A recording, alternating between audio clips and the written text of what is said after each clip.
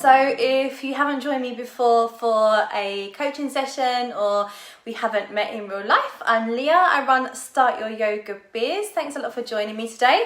So I see people are starting to check in now, starting to tune in live. So just to say again, today I'm going to be talking about fear and how to reframe the fears that you might have within your business at the moment.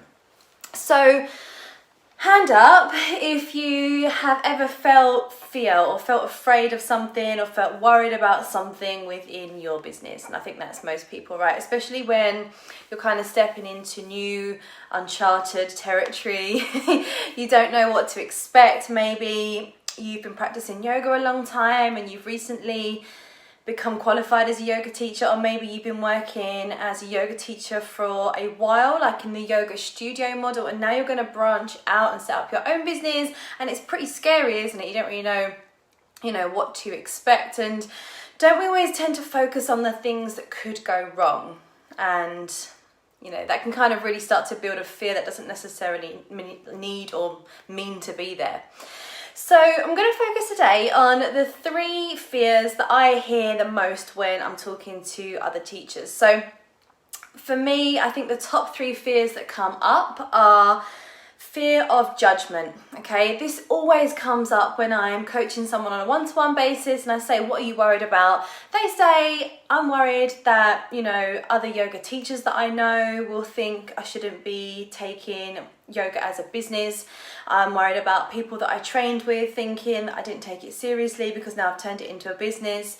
You might also feel fear of judgment of people around you who don't necessarily know that you're a yogi. Maybe you have a full-time job or a part-time job as well, and those people have no idea that you've trained as a yoga teacher and that you are turning your passion into a business, into an income. So there's always that fear of judgment, okay? And everyone goes through that. Also, fear of not being good enough. Maybe you feel like you're not good enough to stand up and lead a big class. Maybe you feel not good enough and not knowledgeable yet to be able to run private classes, or maybe you just don't feel good enough in the business aspect of starting a business, which is a lot, isn't it? I know the administration, we talk about this. That's why you're here, right? To learn a little bit more about business. And the biggest one, I think, for most people, especially new teachers starting out, when you're starting to move into your own business and step away from the studio model, is failing. So fear of failing, and that's a massive one. So we're going to talk through these things. Please, as I said, do feel free to comment if you want to in the chat or afterwards, or you can send me a direct message, whatever you want to do. So let's talk first about judgment. We need to get over the fact that not everyone is going to like us, okay? Not everyone is going to like the way that you teach. Not everyone is going to like your personality. And as much as a yoga teacher, we want to appeal to as many people so that we can share this passion that we have for yoga. You're just not going to appeal to everyone. Not everyone is going to love your class and your way of teaching. And that's why we do focus a lot on, I talk about your target audience, so that the people who come to your classes not only like you, but they love you, okay? So don't worry about starting to appeal to 50 people and making them like you. You just want 5 people that love you, okay?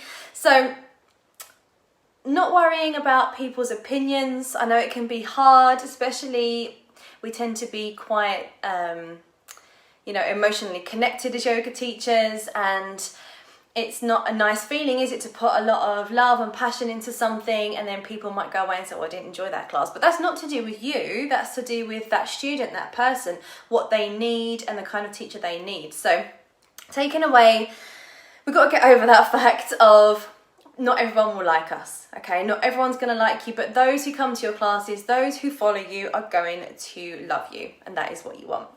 We also tend to have that fear of judgment from other yoga teachers, and this is another one we kind of need to move away from, is that everyone's going to have an opinion of you, okay? Everyone's going to have an opinion on the way you teach, because none of us want to teach in the same way. We've all taken different teacher trainings, we've trained with different teachers ourselves, we all have different knowledge, and we all have those niches. I speak about it all the time. We all have a different way of teaching. Some people love teaching philosophy, some people are more spiritual than others, some people are more alignment and anatomy based than others, and this is what is making yoga so accessible now.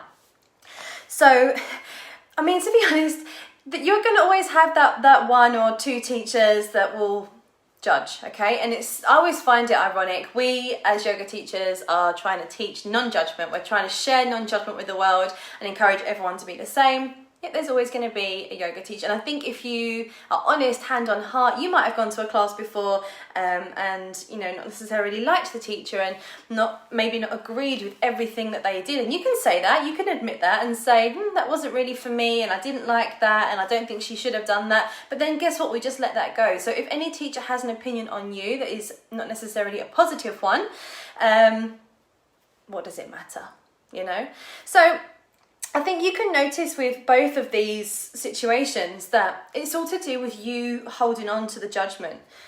It doesn't really matter, like always stay focused on your why. Like, why are you doing this? You're doing this to show up for your students. You're doing this so that you can share your knowledge with people that need it. You're doing this because you want to build a lifestyle and a career for yourself that you love. And if somebody wants to judge you for that, doesn't matter. Someone's opinion saying, oh, who does she think she is, putting videos on YouTube or going live on Facebook or, you know, writing content and trying to make herself stand out in a different career. Like, that person's opinion is not important. It doesn't matter at all. So I'll share with you that when I first started Start Your Yoga Biz, you know, I was still trying to find my feet and really find my crowd and who I wanted to direct my content towards. And I had a couple of shitty emails from people who had read my emails and thought that the content there wasn't good enough. And, you know, these are yoga teachers or some Pilates teachers who were replying to me and, you know, sending me quite judgmental emails. And I could have given up in the beginning, but my why for turning up is to help other yoga teachers not struggle. You know, I see it all the time. I hear from other teachers now saying, I just don't know where to go. I don't know why my classes aren't filling. Like, I'm flat broke. I don't know how to turn this into a business. And I think it's taken me years and years and years to develop a model from other businesses I now use for my yoga business, which for me works really well and affords me a full-time career as a yoga teacher. That why shouldn't I share that? Why can't I help other people to learn what I learn? You know, I put the time in, I put the effort in to learn and train, and why can't I share that with other people? So for anyone who wants to say to me, you know, yoga isn't a business, you shouldn't be turning it into a business, you shouldn't be encouraging other teachers, and a lot of people don't like the way that I speak because I can be really blunt. Sometimes my emails are a little bit sweary. So when people reply to me and say, you know, the content isn't valuable, the content isn't, what's the word? Good. I want to say good. Isn't good.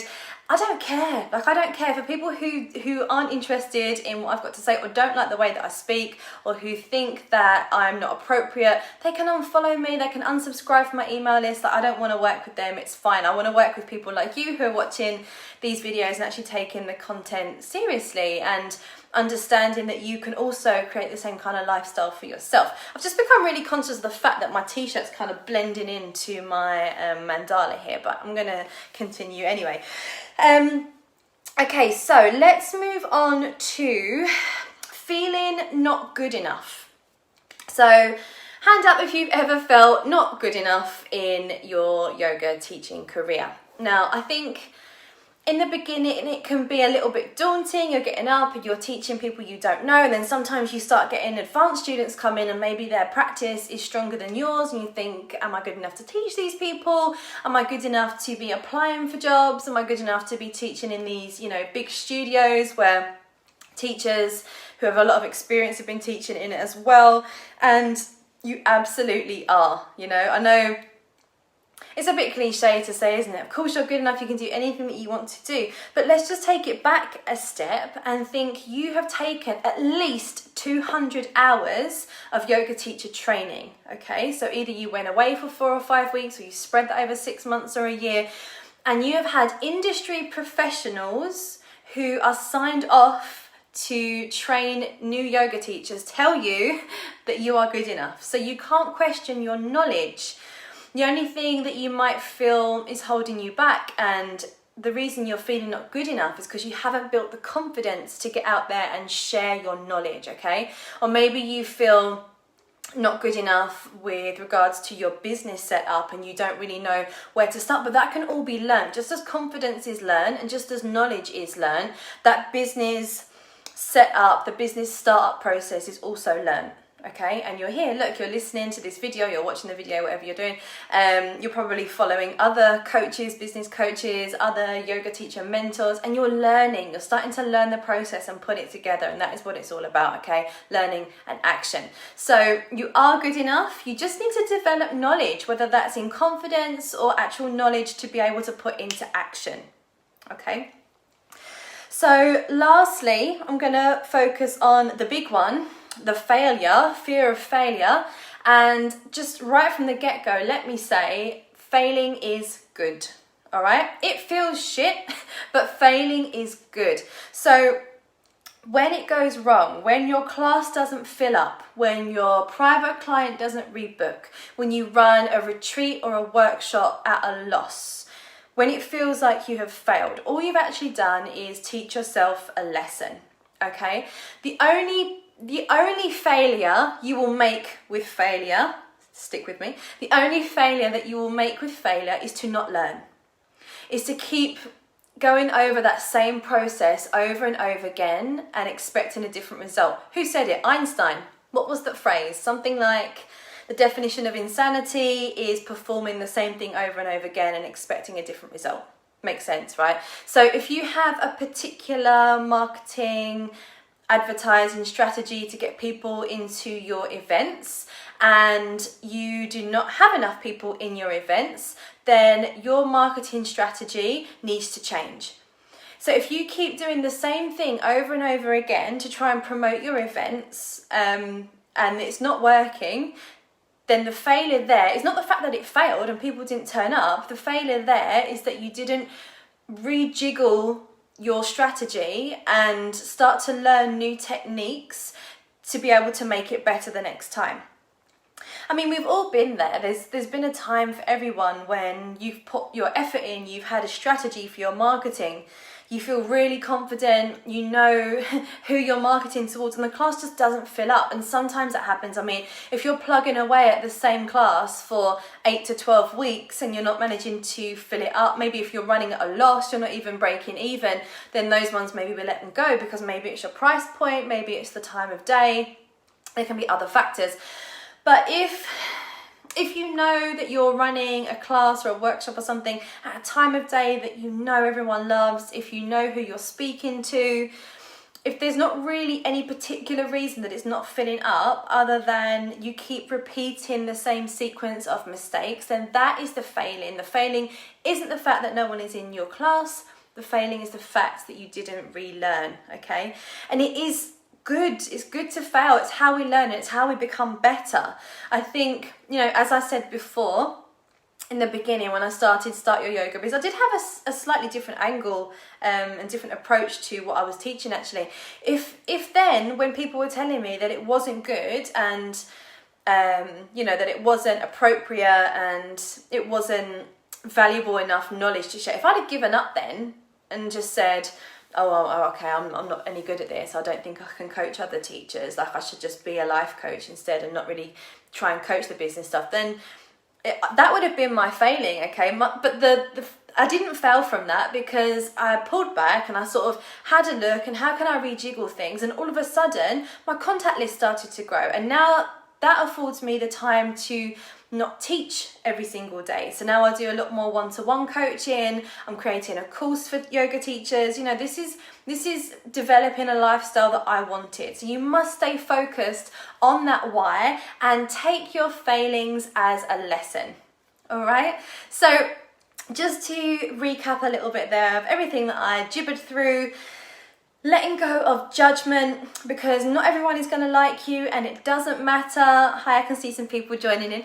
Yeah, it doesn't matter that not everyone likes you, because the people that love you, and they're going to stay forever as long as you know how to market towards those people. Don't worry about other teachers' judgment. If other teachers are judging you, they're not very good yogis, and now I'm judging them, see? Don't ever feel like you're not good enough. All you need to do is learn. You're learning confidence, you're learning new knowledge, you are learning how to run your business. So if you don't feel good enough right now, it's only because there's probably a little missing link. There's something that's not quite connecting for you. You've just got to find out what that is, learn what that is, study, take the time, show up for the live coaching sessions, read the emails, watch the YouTube videos and figure it out.